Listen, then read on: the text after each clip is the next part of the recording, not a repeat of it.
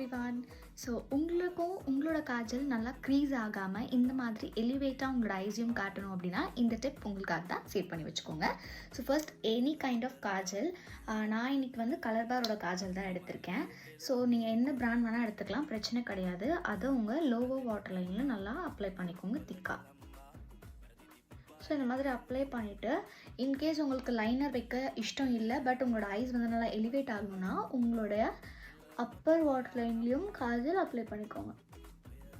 So இந்த மாதிரி apply பண்ணுறதுனால நல்லா எலிவேட்டடாக இருக்கும். அட் த சேம் டைம் உங்களுக்கு லைனரும் தேவைப்படாது. Any kind of powder. So நான் இன்றைக்கி வந்து இன்சைட்டோட ஐப்ரோ பவுடர் தான் எடுத்திருக்கேன். இஃப் உங்ககிட்ட ஐப்ரோ பவுடர்ஸ் இல்லை அப்படின்னா ஒரு நல்ல பிளாக் கலர் பவுடர் எடுத்துக்கோங்க.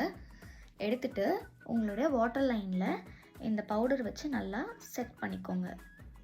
ஸோ இந்த மாதிரி பண்ணுறதுனால உங்கள் காஜல் க்ரீஸ் ஆகவும் ஆகாது, at the same time long லாஸ்டிங்காக